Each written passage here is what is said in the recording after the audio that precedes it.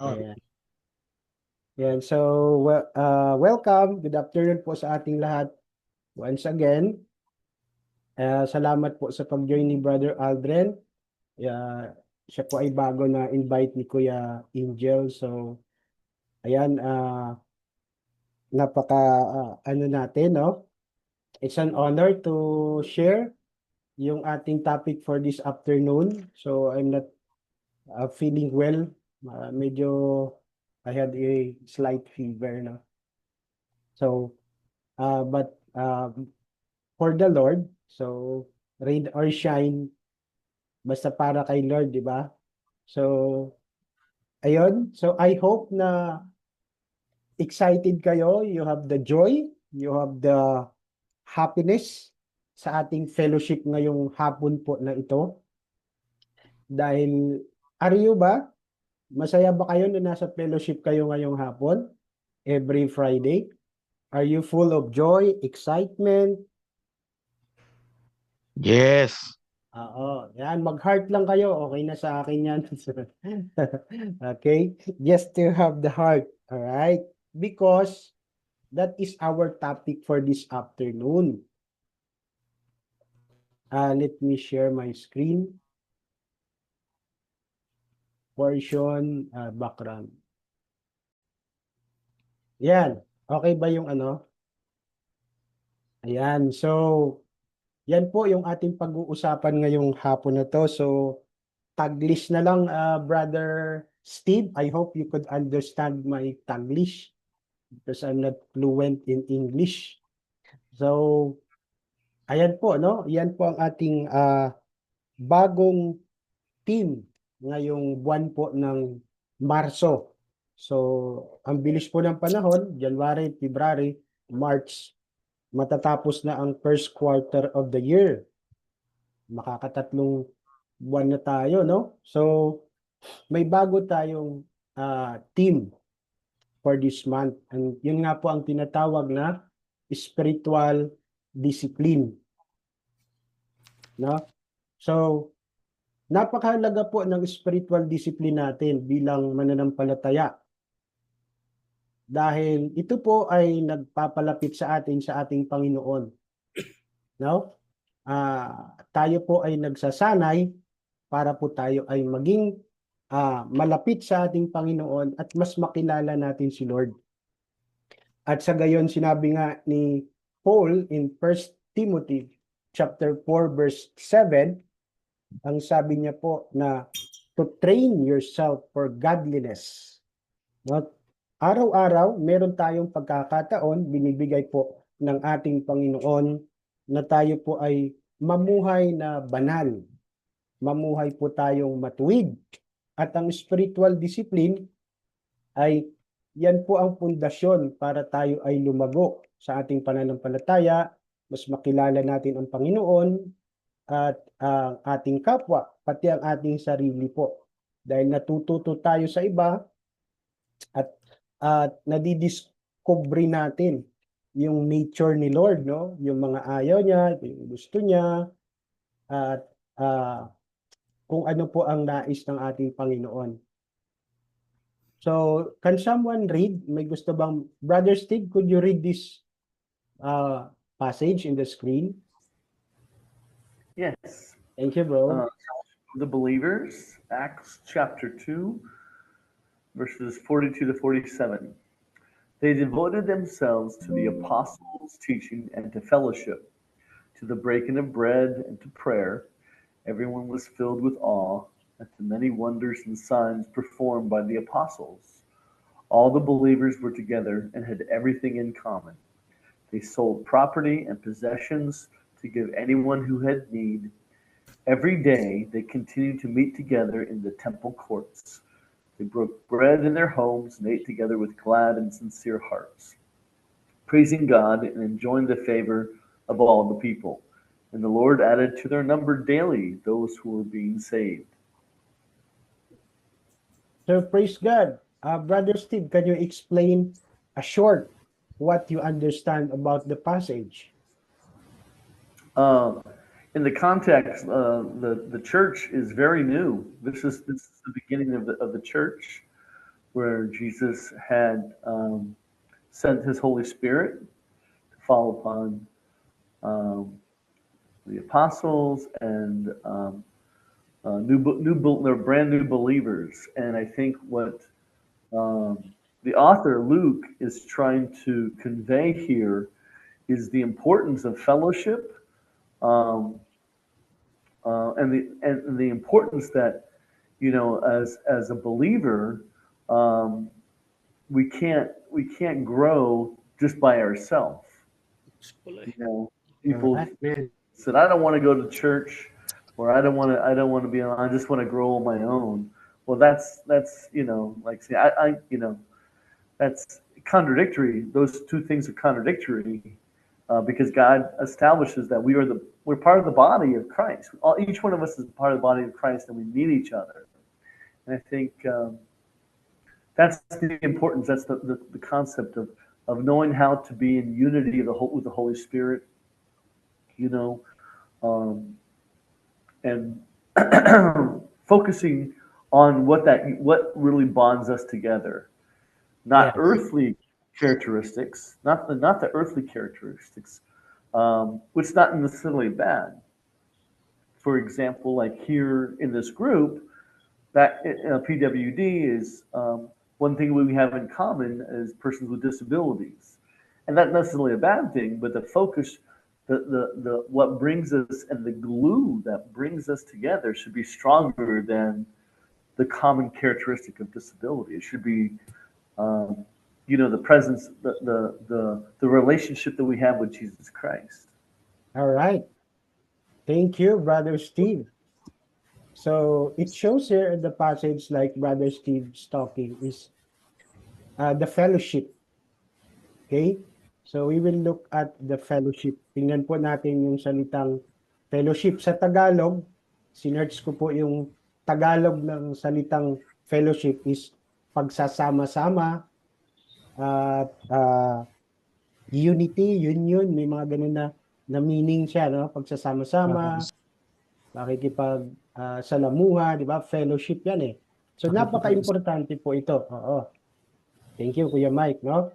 So ito po pinakita din sa chapter 2 ng Acts, sa aklat ng mga gawa, Acts chapter 2, 42 to 47, yung mga ginagawa po ng mga mananampalataya ng unang panahon. Nung si Kristo po ay nag-ascend na, no, sa heaven. So nagsimula na po na pumalat yung mga disciple niya. And this is the first major na dumami yung Kristiyano. So pinakita po dito ang ginagawa nila sa church, sa kanilang fellowship. Yun nga, sila po ay yung kanina, yung Last Supper, that's one, no?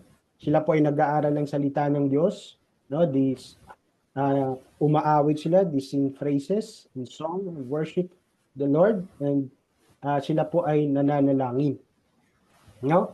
And amazing thing is, dinaragdag ng Panginoon ang mga taong naliligtas, no? Nagiging Kristiyano. Sabi po dyan, no?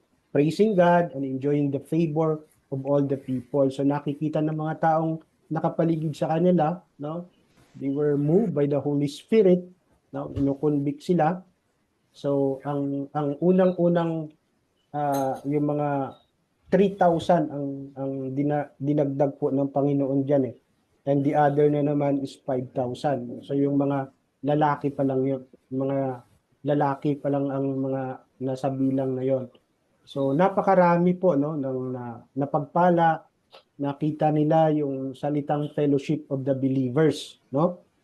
Kaya dapat ngayon na panahon, ito din po ay makita po sa ating church, no? Hindi lang po tayo pumupunta sa mga church building, no, sa every Sunday, no, just to be with mga friends natin, no, ano, pero lahat po as much as possible, no, we have that fellowship. Yan.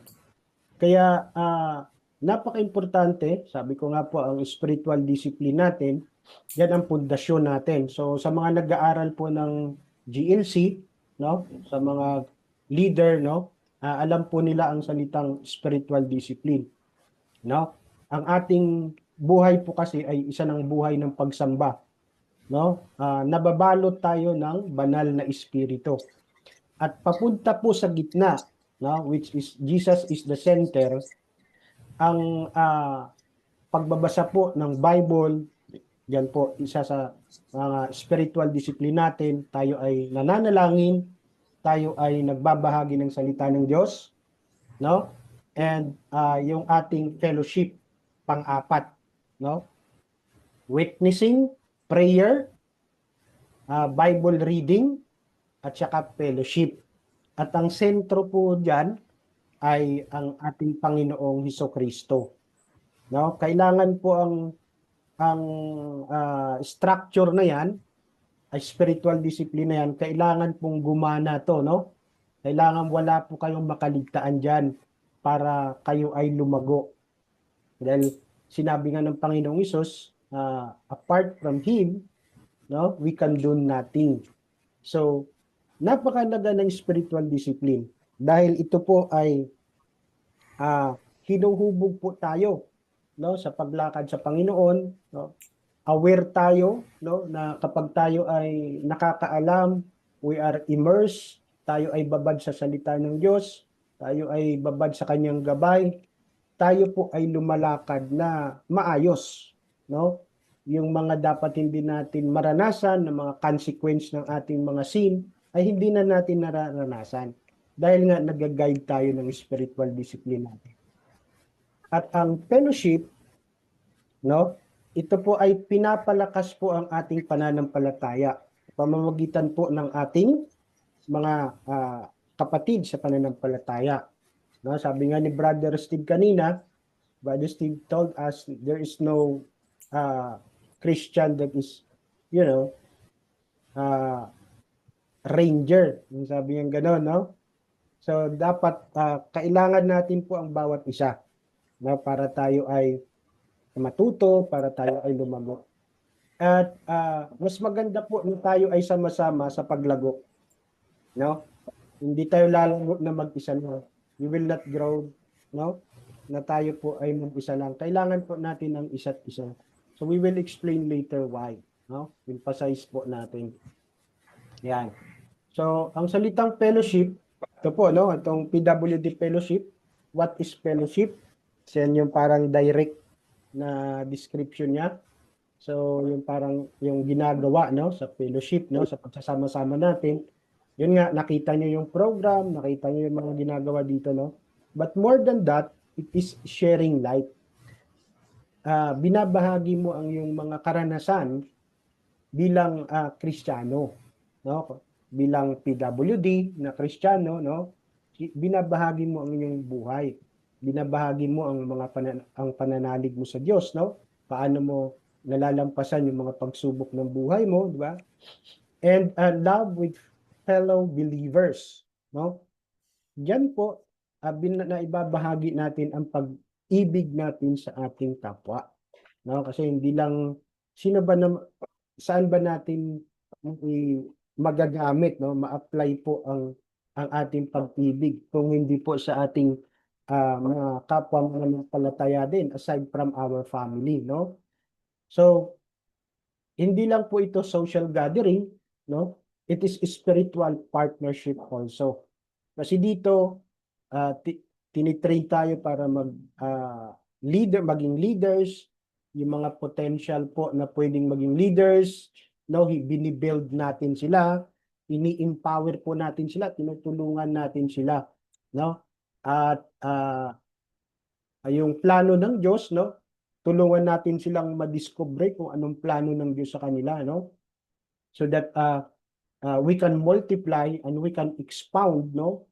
Mapalaki natin ang kaharian, ang kingdom ni Lord, no? In our community as PWD, no?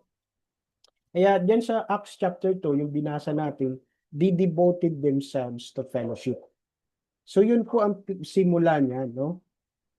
Dapat po dito sa fellowship nga natin, are we devoted? No? Pero may mga reason kung siguro bakit hindi tayo nakakadalo, no, sa ating mga fellowship. Pero nung mag-pandemic po, no, talagang hindi na nakakalabas ang mga tao, nauso po ito. So we are blessed po na makapag-fellowship po tayo dito sa online, no? Na hindi kayang hadlangan po ang salita ng Diyos, no? Maraming yan, nag-start lang po ang fellowship na ito sa pamamagitan ng dalawang kapatid natin, no? And I think nung pandemic umabot tayo ng almost 100, no? Luzon, Visayas, Mindanao, no? Pero kumonti na tayo noong tayo ay nagka face to face na. So, um, ang fellowship as a spiritual discipline, bakit naging spiritual discipline ang fellowship? Because first, it keeps us accountable. Unang-una, sabi ko nga po, natututo tayo at na ilalabas natin ang mga pinagdadaanan. No? If you are mga D group leader, yan sila Kuya Angel, si Kuya Rinante, no? Alam nila yung salitang accountable, si Kuya Lance, no? Sila Atiglo, sila Kuya Dondon, Kuya Michael, no? So, accountable ka, no? Mayroong tinatawag kasi diyan sa D group, no? Sa discipleship na accountability question, no? Tinatanong talaga yan. Yun ang malalim na accountability para malaman yung paglakad nyo kasama si Kristo, no? Yung mga struggle nyo, hindi lang yung mga struggle, kung paano talaga natin na pagtatagumpayan. So napakaganda na accountability kasi doon makikita yung struggle and challenges nyo. Pag hindi nyo po sinabi yung mga struggle niyo o kasalanan, napapabayaan yan at lumalaki. No? So it keep us accountable din. No? Pangalawa, it encourage perseverance in our faith. No? Napakalaking tulong ng ating fellowship. Perseverance, ang salitang yan ay hindi tayo sumusuko. No? Kasi pag nakikita mo pa lang sila Kuya Lance, sila Kuya Angel, hindi yan sumusuko. No? Sila Kuya Roger, no? Sila Tatay Gali, pag makita mo yung kapatid mo, hindi sumusuko. So it encourages perseverance in our faith. Now, it gives us endurance. Sa kabila po ng pinagdadaanan natin, nandito pa rin tayo. No? Parang merong umaano doon sa ano natin. Yan, mute ko lang kay Tatay Gali pala. Ayan, so, kalakasan po natin ang bawat isa. At tinutulungan tayo na lumago sa pag-ibig.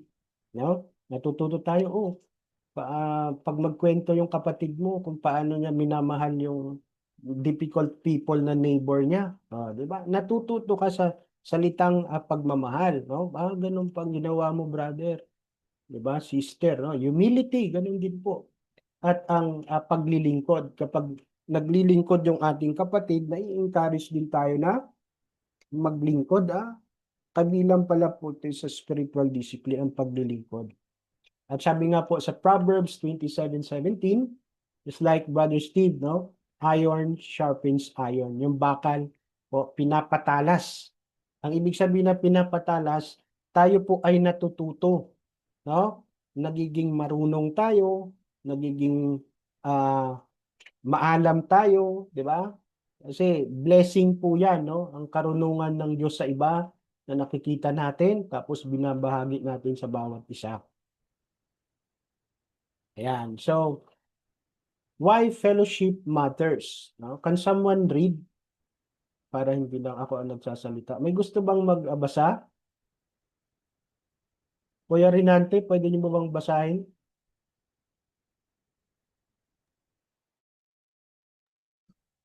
Yes, Mark. Ayan, salamat po. Number 1, strengthen spiritual discipline. Number 2, provide support during trials. Number 3, reflects Christ's love in true unity. Ayan, salamat po. Thank you, Tatay. Oo. Ayan, unang-una, ito po ay nagpapalakas ng spiritual discipline natin ang fellowship. Dahil kasama nga po ito sa spiritual discipline natin, wag nating kaligtaan yan, no? Ang iba kasi pag pumupunta sa mga church, okay, pagkarinig nila ng preaching or ng message, uwi na sila. Sakay na sila sa kotse, no? Uwi na sila. So hindi po ganun ang fellowship, no? dapat kamustahin mo, oh brother, kumusta ka na? Di ba? O, kumusta yung pinag-pray natin noong nakarang ano? Malalaman po natin pinagdadaanan ng bawat isa. Okay? And pangalawa, provide support during trials. Yan, may pinagdadaanan pala siya. Oh. Kapatid, ipag-pray ka namin. Pag-pray natin yan. Yan, kaya nagiging support. We support each other. We build each other. Sabi nga, tayo po ay makiramay, no? Makiramay po tayo sa mga namimighati, no? Bears a another burden, di ba? So tayo po ay nagtutulungan. At hindi lang po sana sa trials, no? At all times, no? Ano man po yung any season o ano man pinagdadaan mo sa buhay, ano man nangyayari, we will be consistent, no, to support each other. No, kailangan po natin 'yan. Wala pong malakas, wala pong matatag, no? Kailangan po natin ang bawat isa. And dito po sa ating fellowship, pinapakita dito ang pag-ibig ng ating Panginoon, no? Through our unity. No, meron kasing unity na okay, yung sabi ko nga, corporate lang siya, no? Pero dito, unity na tayo ay merong engagement, no? Sa online lang ito, pero meron tayong engagement, no? Pag times of calamity, mga ganyan po, naipapakita, no? Tulungan natin sila, no? In times of trouble, no? Trials. Yun, naipapakita po natin ang pagmamahal ni Kristo Jesus. Isa po ito sa ating house rules. Isa po ito sa mission at vision natin. In Matthew 18:20, where 2 or 3 gather in my name, there am I, no? Nandun ako sa kalagitnaan nila.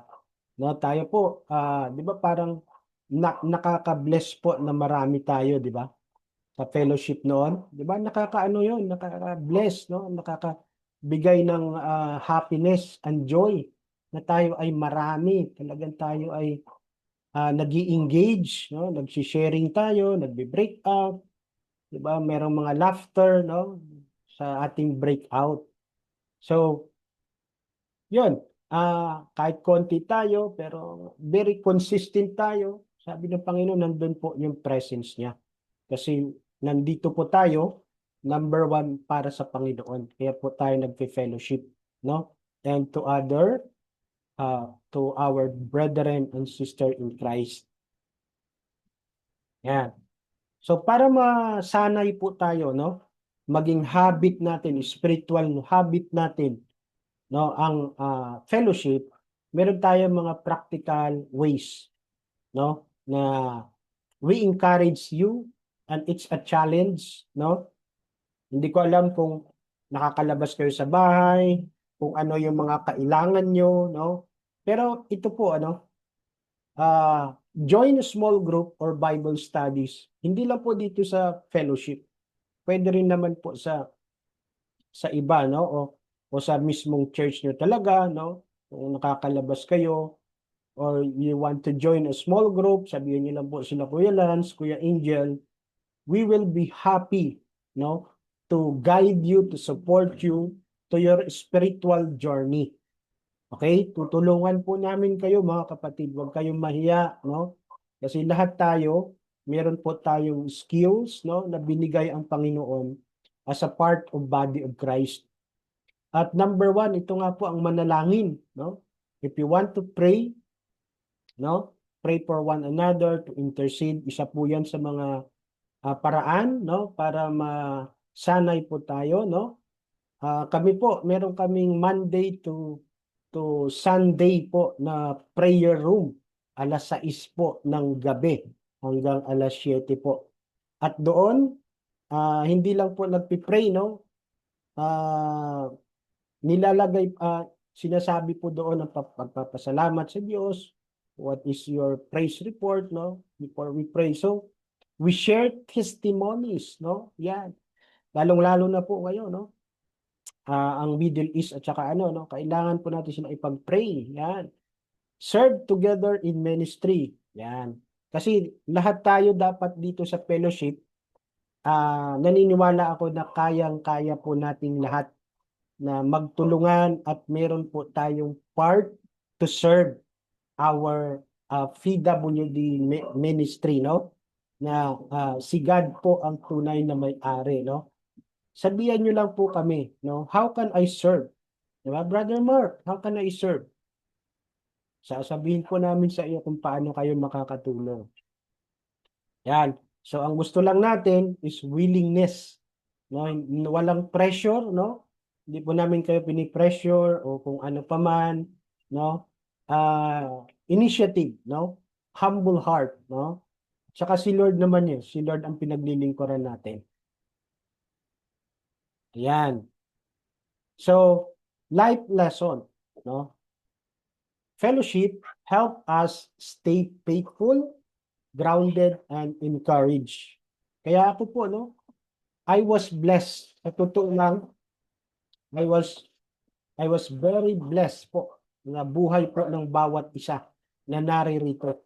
Kasi honest to goodness po, ako po ay napapagpala po dahil nakikita ko yung buhay ng bawat isa even though I don't know you personally, pero yung pag-attend nyo po dito sa fellowship, no, nakikita ko po ang kamay ni Lord, no? So, I hope na ganun po tayo sa bawat isa. It will make us stay faithful to the Lord habang nandyan kayo, di ba? Grounded. What this mean to be grounded? To be humble po, no? Kasi ang Panginoon po ang nagbigay nito, no?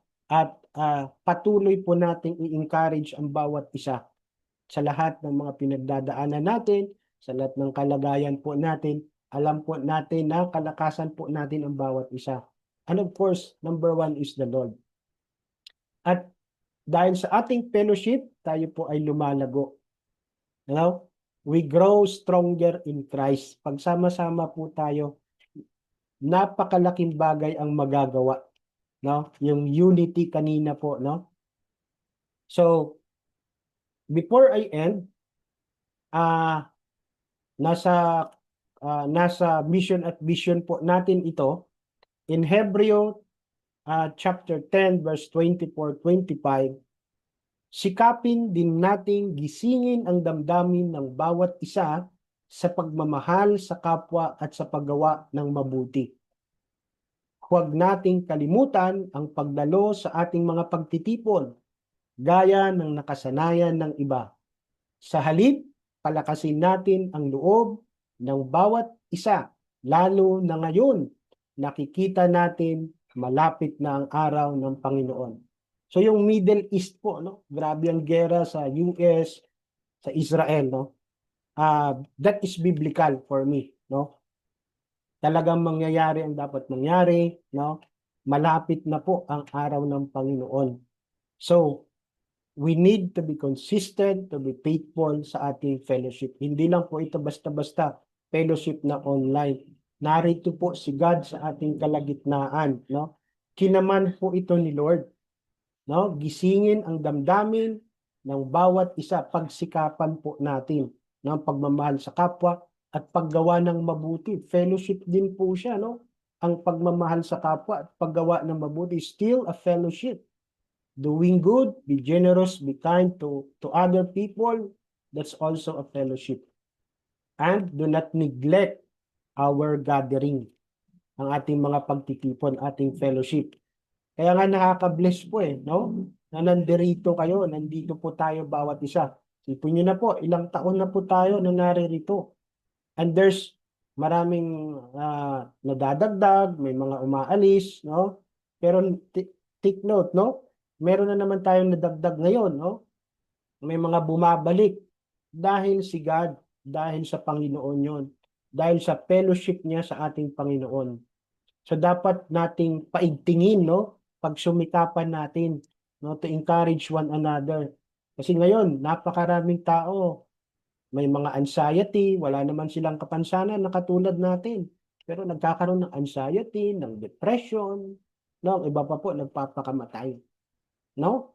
So, it is more blessed po, no?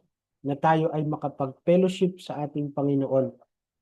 Kaya saludo po kami, no, sa mga PW, sa ating lahat, no, sa mga nagsiserve dito, no. We encourage you to serve din also po para sa ating PWD fellowship. Okay? Ayan po. So before I end, ito po ang ating breakout discussion. Mag-pray muna tayo, no? We would just want to thank the Lord for our topic today. So our Father in heaven, thank you so much, Lord, for reminding us the importance of our fellowship as a spiritual discipline, Lord. Ang fellowship po ay very vital in growing our faith and to become Christ-like. Napakalaki pala ng parte nito, Panginoon, sa paglago ng aming pananampalataya at sa paglago ng aming karakter, Panginoon. Salamat, Panginoon, sa iyong grasya at habag at tulungan niyo kami, Panginoon, na ma-apply ito sa buhay namin. And I pray, Lord, na bigyan niyo kami ng karunungan sa aming breakout, Panginoon. At kami po ay makapag-fellowship sa isa't isa, matuto, no, mapagpala sa buhay ng bawat isa dahil kayo po ang nakikita. Ito po ang aming samot dalangin sa pangalan ni Jesus. Amen. Amen. Thank you, bro. And ito po Amen. yung ating Thank you, Bro Mar. discussion question natin. Yan, para sa inyo, ano po ang fellowship? No? At pangalawa, paano ka po natutulungan ng fellowship na to every Friday to be faithful to the Lord? How the fellowship help you to stay faithful to the Lord? And number 3, ano ang itinuturo ng Diyos sa iyo tungkol sa fellowship sa panahong ito ng buhay mo? Yan. Whatever is your life is going on today, ano man nangyayari sa buhay mo ngayon, no? Ano po ang tinuturo sa inyo ng Diyos sa moment na to, no? Sa moment ng buhay mo na to. So yan, I hope makapag-encourage tayo sa isa't isa. Okay, so balik ko na po sa inyo, Kuya Lance.